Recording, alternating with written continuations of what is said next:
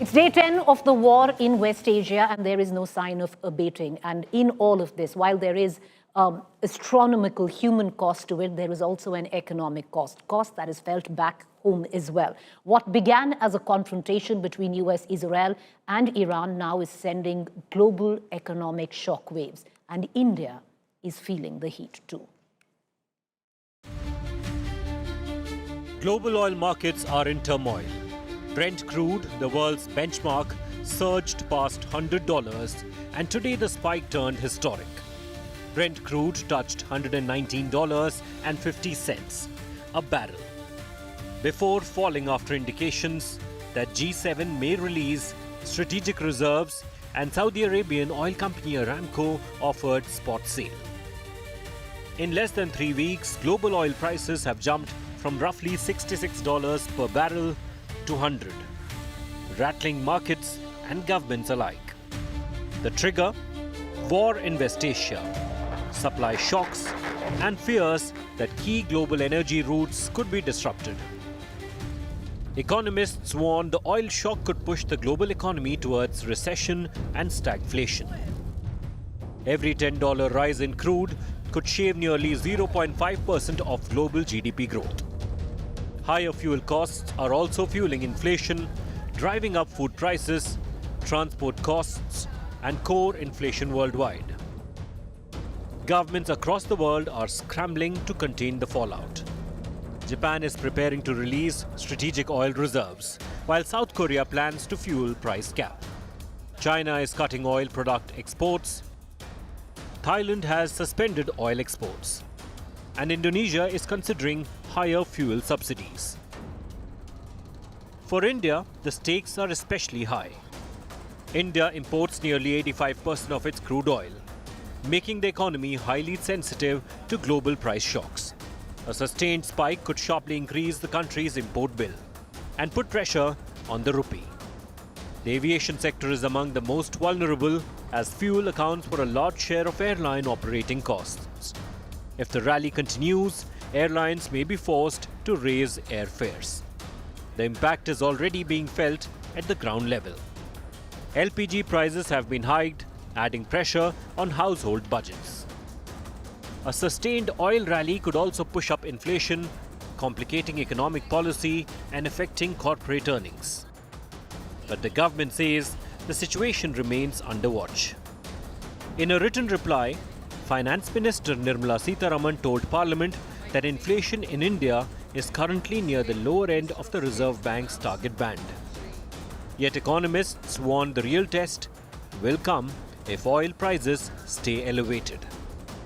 Because in an import-dependent economy like India, every spike in crude eventually travels from global markets to the wallets of ordinary citizens.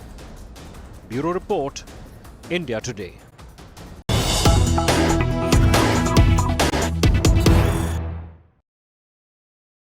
All right, the latest news break coming in at this juncture, coming in terms of a response by India amidst escalating West Asia war. Centre's assurance has now come in. Government sources have told us that there is a surety where LPG supply is concerned. We are not facing any shortage anytime soon. India has enough supply of LPG. Household, do not panic. Indian refineries have imposed a 25-day waiting period to curb hoarding.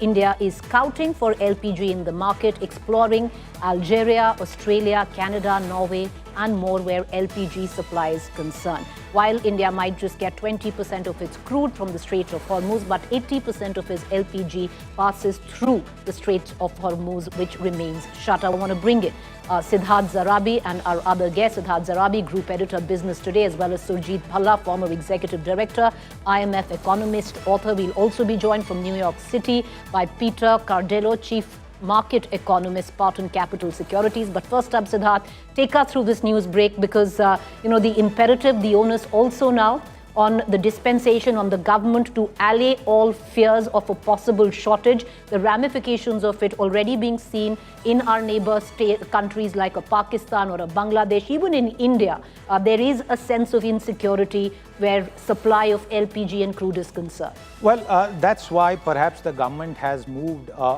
ahead of time really to bring in this period of booking and spread it out, because there were some reports of people going ahead and fearing the worst and hoarding, and there are no grounds really at this stage, because remember, there have been some cuts for industrial users.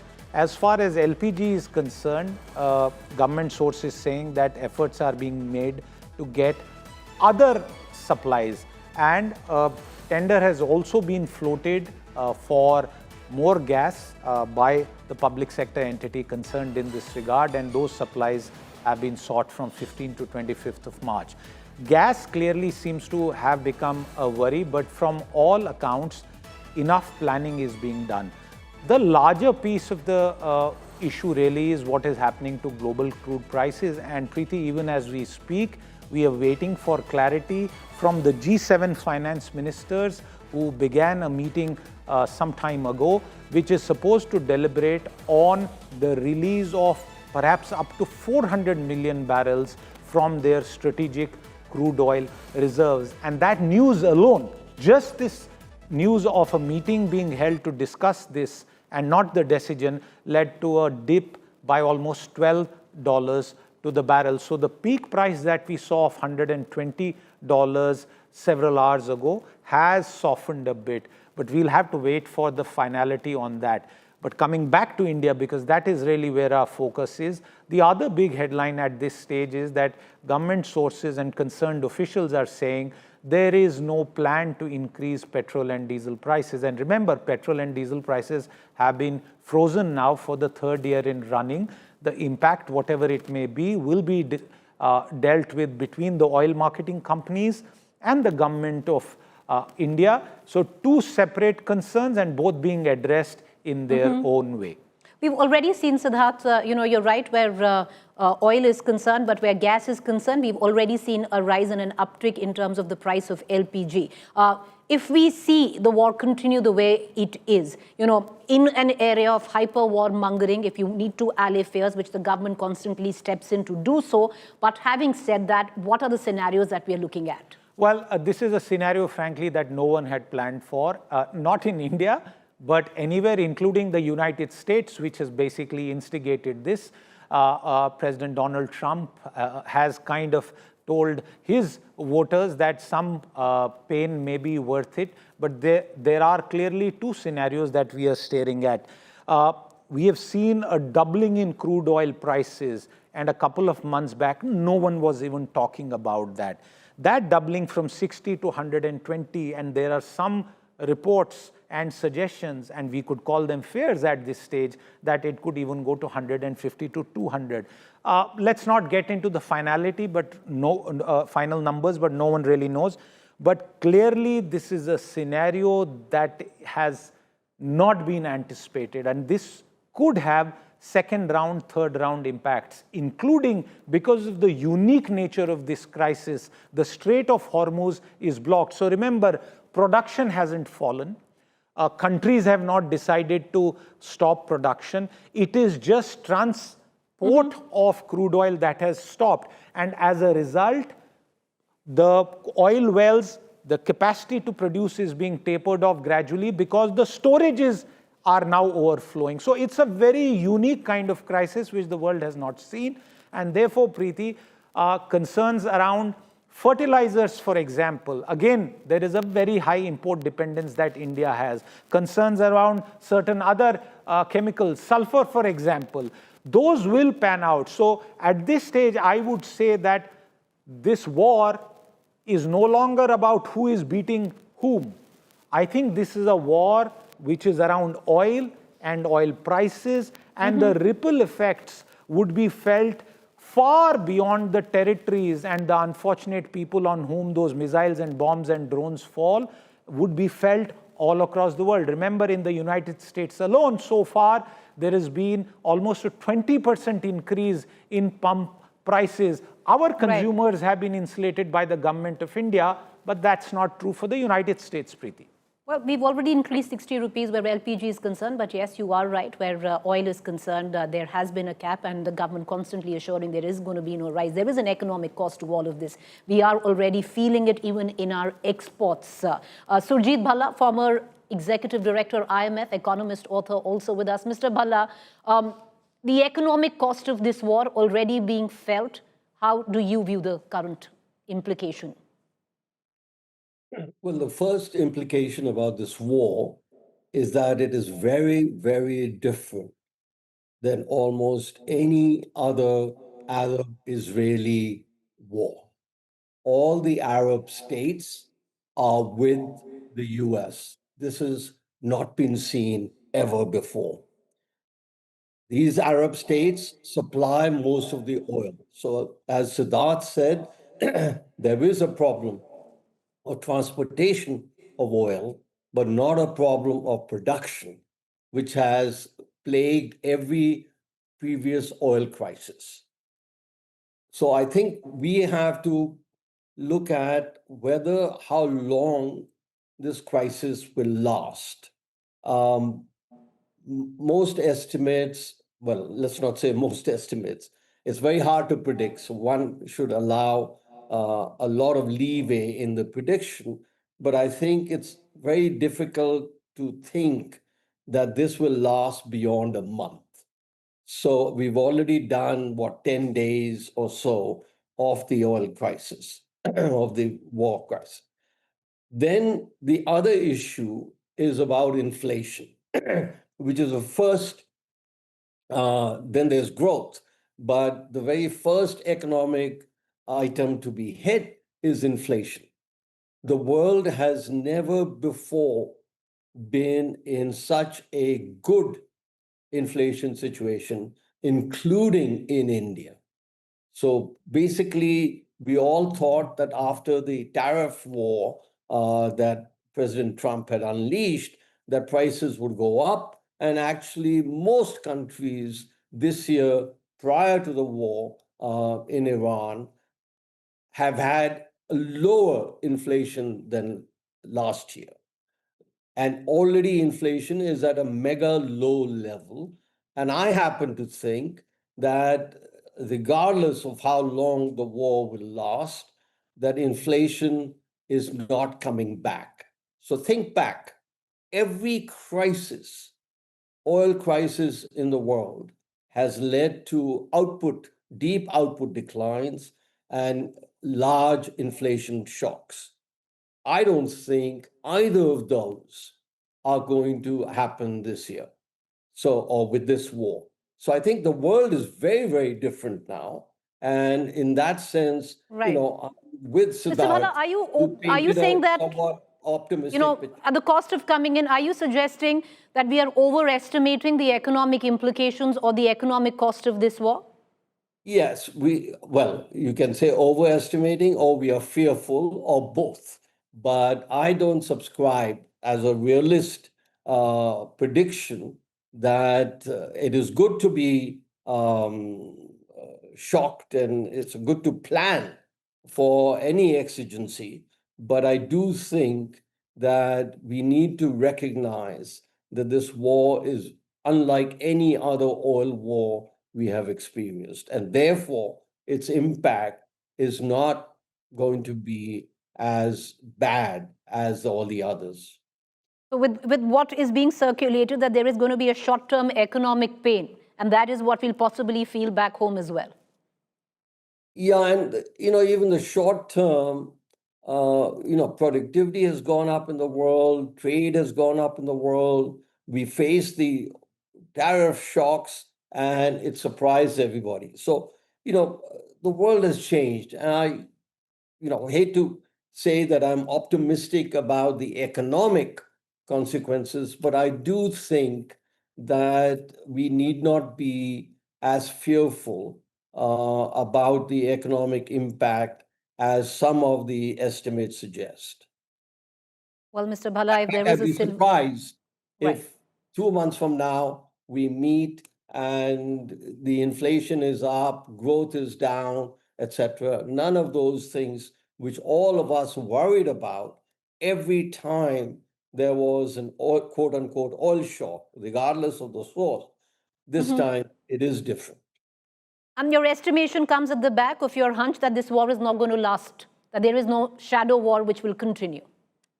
Yeah. So how long the shadow war lasts depends on what happens in Iran. Even Iran is very different now because of the internal politics in Iran. As you saw, the RIGC overruled the president. So I think, it's a uncertain, highly uncertain what's happening. But I think if you add up all the negatives, they all add up to a positive inference about what is likely to happen.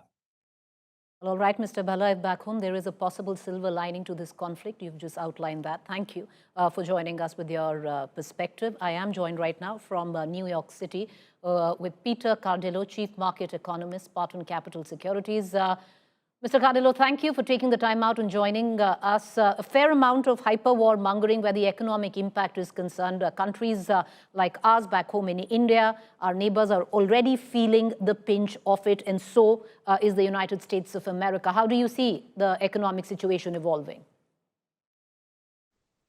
Well, the war factor obviously is going to create some more higher inflation, and that is mostly due to energy prices, along with other sticky situations that we have here in the States, namely tariffs. And so in the short run, it's going to be a little bit murky in terms of inflation. How much do you see that this will lead to inflation, something that has been discussed, something that is already being felt? Is it short-term, long-term? How do you gauge it? Absolutely. It's not only directed to the United States. Energy prices are worldwide, and everyone uses energy. So there will be higher inflation. Will it be long-lasting? I don't think so.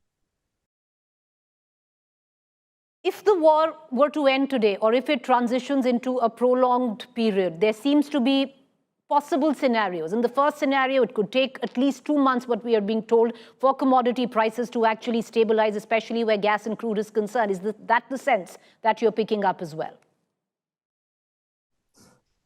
Yes, I do. But if you go to fill up your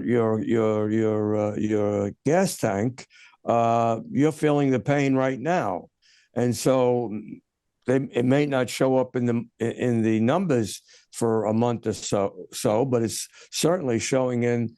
It's certainly hurting your pocketbook, and so it's a political risk.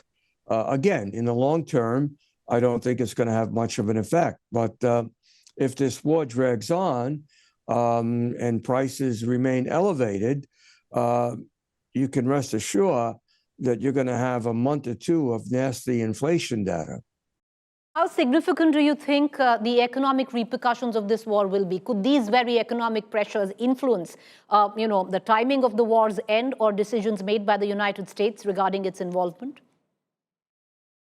Well, on a global scale, it all depends on the duration. If the duration is only a month or so, it's not going to have much of an impact in terms of economic growth. However, if it lingers and it continues, it can tilt the global economy into negative economic growth. All right, Mr. Cardillo, thank you for taking the time out and joining us and giving us a quick perspective on the global perspective on the economic repercussions of this war. We have obvious stakes in West Asia. Don't play cards. Parliament's budget session resumed on Monday amid expectations of a storm over the opposition's move to impeach Speaker Om Birla. But the first flashpoint of the day turned out to be the escalating war in West Asia. The session began with opposition MPs staging protests inside Parliament, demanding an immediate discussion on the conflict. Amid the uproar, External Affairs Minister Jaishankar reiterated India's position, calling for dialogue and diplomacy to de-escalate the crisis. We believe, and we continue to believe, that dialogue and diplomacy should be pursued to de-escalate tensions and address underlying issues. Jaishankar also said advisories have been issued for Indians in Iran and that Prime Minister Narendra Modi is closely monitoring the evolving situation. The opposition, however, termed the statement inadequate and staged a walkout from the House. West Asia का जो मामला है क्या वो ज़रूरी नहीं है क्या? फ्यूल प्राइस, इकोनॉमिक डेविस्टेशन, ये ज़रूरी नहीं है क्या? तो ये जनता की इशू है, इसको हम ज़रूरी मानते हैं, इस पे हम डिस्कशन चाहते हैं, बट वो डिस्कशन करना नहीं चाहते हैं क्योंकि उसमें दूसरी बातें निकलेंगी, उसमें प्राइम मिनिस्टर की पोजीशन निकलेगी, प्राइम मिनिस्टर का जो पूरा कॉम्प्रोमाइज हुआ है, जो उन पर ब्लैकमेल किया जा रहा है, वो सवाल उठेगा, तो उसको डिस्कस नहीं करना चाहता. The party will reflect on it, but the principal issue before the party was this is a matter of sufficient gravity that it needs to be discussed in the House. The purpose of Parliament is precisely to take up the issues that matter to the people of India and to have a serious discussion on them. The ruling BJP hit back, accusing the opposition of shifting the goalposts and disrupting proceedings despite a ministerial briefing. आज हम लोग बहस के लिए तैयार हैं, कांग्रेस के तमाम फालतू तर्कों का जवाब देने के लिए तैयार हैं और वो भागे हुए हैं, डिस्टर्ब कर रहे हैं. 2 दिन का समय तय है सिर्फ स्पीकर के नो कॉन्फिडेंस पर. तो मोटी बात यही है, राहुल गांधी की अगुवाई में न संसद की गरिमा की बात की चिंता है, न सदन की परंपरा की चिंता है, न स्पीकर के पद का सम्मान है. बात करेंगे संविधान की.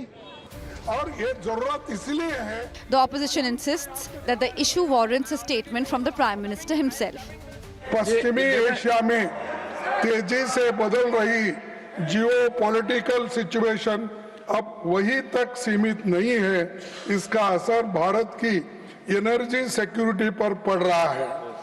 भारत की छवि और साख पर भी इसका असर पड़ रहा है. भारत अपनी क्रूड ऑयल की लगभग 55% जरूरतें पश्चिमी एशिया से होने वाले इंपोर्ट से पूरी करता है. कॉन्फ्लिक्ट बढ़ने का सीधा असर हमारे देश में इकोनॉमिक स्टेबिलिटी पर भी पड़ेगा. Government sources say there are no plans for now to schedule a dedicated discussion on the West Asia conflict in Parliament. But with the opposition demanding answers from the Prime Minister and the government holding its line, the geopolitical crisis abroad is fast turning into a political flashpoint at home. As the budget session gathers momentum, the war in West Asia is likely to keep Parliament on edge, setting the stage for more confrontation in the days ahead. Bureau Report, India Today.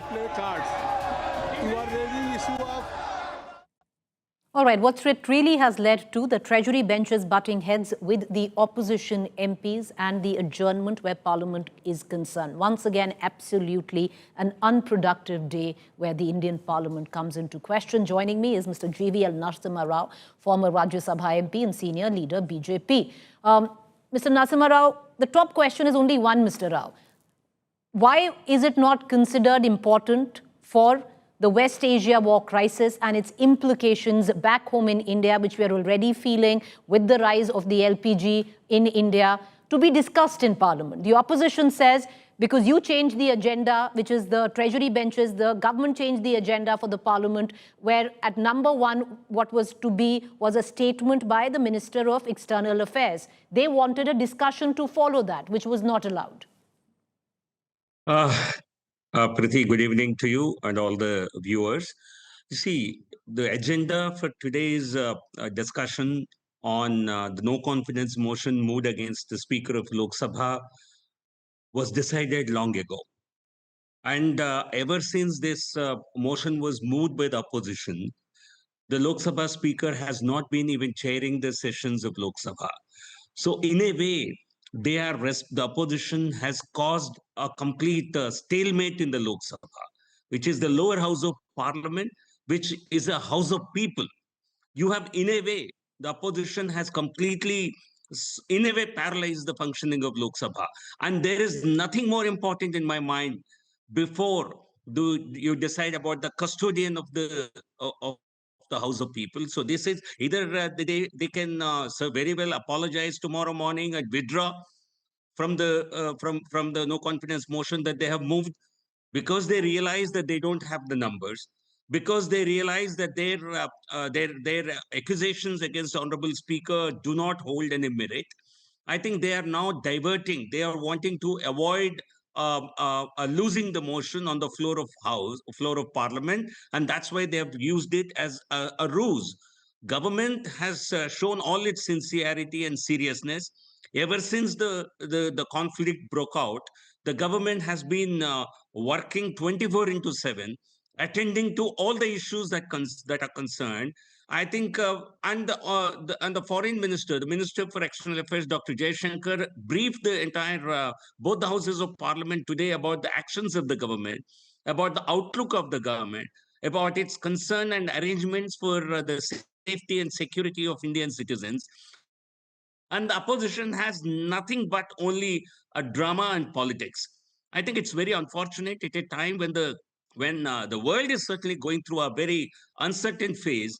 They should have actually stuck to the agenda, and they should have shown all the support for the government on the issues, because government, we are not in this conflict directly. We are neither on the aggressor side, nor on the side of Iran. So we are not one of the primary actors in this conflict. We certainly, the impact is certainly being felt on India and many other countries. But let me tell you, I think if there is a debate on this going forward, the opposition will have a lot of egg on its faces, because I can tell you how India has fared, how the conflict in the Russia-Ukraine war, how we may have suffered. We have suffered a very temporary increase in inflation for a few months after Ukraine conflict, but it's soon. India has actually gotten over this Okay. the inflationary pressures. But let me tell you, let me remind the Congress Party how after 1991 Gulf War, government of India completely melted. The inflation has soared to nearly 19-20% levels. The Congress has actually a very bad record in inflation. I think when all these numbers are put out, the Congress will Okay. have a lot of Mr. Rao, I'm lot going of to ask shame. you one quick question, sir, before we let you go, and we'll cut across to Mr. Manikam Tagore. The charge from the opposition MPs is that it was you, which is the government, and that changed the order of business, that the debate on the no confidence motion against the speaker was actually put behind and under the statement of Mr. Jaishankar, the External Affairs Minister. So therefore, they say it was the government that changed the order of business by putting a statement of Mr. Jaishankar first, that needed to be discussed then. No, there are, you see, whenever there is a situation of the kind that we have, government always makes a statement immediately after the parliament convenes. That's a customary trend, and the government owes it to the people of India, not just to the MPs, and through MPs to the people of India. I think it owes it to them to place on record what the government has done. A debate is not necessary. Every statement does not follow a debate. And a statement by the minister always gets precedence over anything else. So it is eventually the speaker of the Lok Sabha, the presiding officer, who decides what is important. And he allows government's statement whenever it is considered important. So therefore, a statement must have lasted not more than 15-20 minutes. So why does the opposition use it as an excuse to not to participate in the motion against the Speaker of the Lok All Sabha. right, sir. Thank you for joining us. Thank you for taking the time out. Joining me right now is Mr. Manikam Tagore, a Member of Parliament, Lok Sabha. He's also the whip of Congress Party in Lok Sabha. Thank you, Mr. Tagore, for taking the time out and joining us. You're being accused once again of derailing parliamentary proceedings, Mr. Tagore. Your party had demanded, as per the Treasury benches, discussion on the no-confidence motion where the Speaker is concerned, but suddenly you wanted to change the course today and ask for a discussion on the West Asia war. The Treasury benches say these are pressure tactics, that you're not interested in letting the House function. Yeah, good evening, but this is completely ridiculous from the Treasury benches. We had given a notice in the previous session against the Speaker. There is no confidence notice was submitted by 118 MPs, and 3 of our colleagues has moved it. The reasons for it that the leader of opposition is not allowed to speak in the parliament. And then there is the way the parliament has been conducted by the Honorable Speaker, Mr. Om Birla, where the suspended MPs, opposition leaders are not allowed to speak. And then MPs has been suspended, women MPs has been alleged of misconduct and others by the Honorable Speaker is unacceptable to us. So that notice was accepted, and now they are listed on 19th and 9th and 10th for the discussion. It was listed and it has come for the major discussion today. But what happened in the middle is the government's politics. They had brought the West Asia situation statement before that discussion. The problem with this is that government wants to whitewash it, hide many factors on West Asia and the energy crisis and the Prime Minister's compromised Prime Minister's trade deal. These are all connected dots which we need to connect it, and we are very clear that we need a discussion on the West Asia situation. And we were insisting for a debate because it can't be, Parliament cannot be a notice board. Parliament cannot be used by the External Affairs Minister just come and paste his statement and run away. We need a clear-cut discussion because the energy crisis is a serious crisis. NRIs, Indians are stranded there. Lakhs and lakhs of Indians are stranded in Gulf, and there is diaspora is in panic, and there is no clear-cut response from the government. Therefore, Prime Minister is keeping silence and is busy with Bengal elections. Therefore, we are very clear that we need a discussion on it. Government only brought that discussion also. Government only listed that as the first agenda today at 12 o'clock. And after that, only the no confidence motion, they had listed it. Therefore, we were struck with that first demand that when you want to bypass one agenda through your tactical things, means we will not allow that thing to happen. Therefore, we demanded that we want the West Asia situations to be discussed very clearly. In the morning India Alliance meeting also, it was decided because hurriedly the government included this statement in the morning agenda only. It was not in the yesterday's circulated papers. Therefore, the government can keep on saying these kind of things. And Piyush Goyal is a failed trade minister, and we all know that he has completely sold off India's interest. Even we have to get a permission for buying the oil from Russia now. US is going to allow us. This is the trade deal, he has signed it. Okay. Therefore, there are many questions we wanted to ask it. Therefore, the government don't want a discussion on that subject. Therefore, only they are giving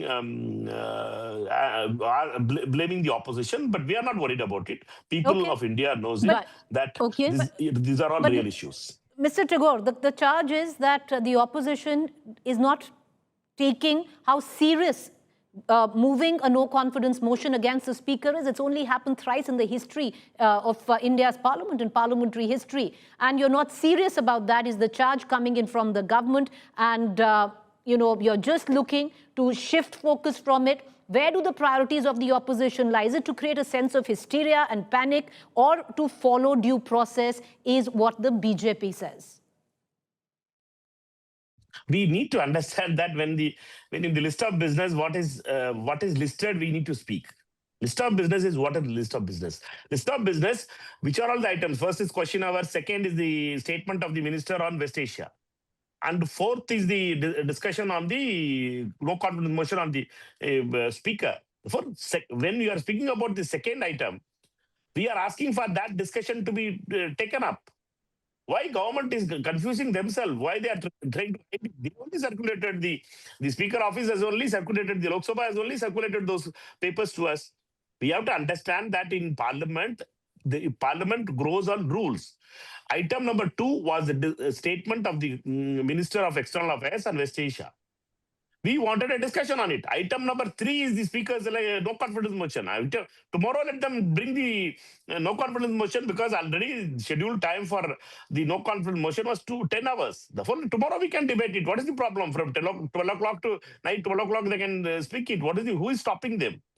They only inserted that agenda without any consultation in the BAC. They only inserted the agenda on the West Asia. Therefore, we wanted a discussion. Why they are running away from the discussion? Because this West Asia situation is very, very important for us, and we know that it's all linked to Israel, US, and all other trade deals. And wherever we had failed it completely, the government has messed up, and we want that issues to be discussed. And they are not ready to accept the demand for grant on petroleum also, and they are not ready to accept the demand for grant on external affairs also. The government is not at all ready to speak those issues on trade, commerce. They don't want the demands for grants to be discussed in the Parliament on those subjects, which is very, very important for the country. Okay. You know, Mr. Tagore, on the contrary, the government says it is you, which is the opposition, and the Congress MPs that are running away from a discussion that you demanded, which was the no confidence motion against the Speaker, because you know you're going to lose, you know you don't have the numbers, and the government says it's a hollow charge in any case. Today, kindly check it with the Lok Sabha agenda papers. You will find the statement of the Honorable Minister's statement on West Asia. Therefore, only the whole thing started with the government's insertion of that business item. Tomorrow's business item, if they are not inserting any other issues, and if they are going directly to the no confidence motion, we are prepared for it. Our speakers are ready. Mr. Gaurav Gogoi, Manish Tiwari, and Deependra Hooda and Jyoti Mani are ready with their speeches. Who is stopping us? We are very clear. We had brought that India Alliance is together. In the morning, we had a clear-cut meeting, and we are all together in that thing. Tomorrow morning also, there is going to be a 10 o'clock meeting. We will decide, because the government is now practicing with this kind of surprise items being included in the late-night business being circulated. That's the problem with this government. There is no conversation with the opposition leaders. Kiren Rijiju, as a parliamentary minister, is just happy with his TikTok videos only. He is not ready to talk to the opposition leaders. That's the problem what we are facing now. Okay. All right, Mr. Tagore, thank you for joining us, taking the time out. We're going to keep a keen eye on parliamentary developments tomorrow. Thank you for that quick chat. Well, this is the political repercussions of the West Asia war in the Indian Parliament.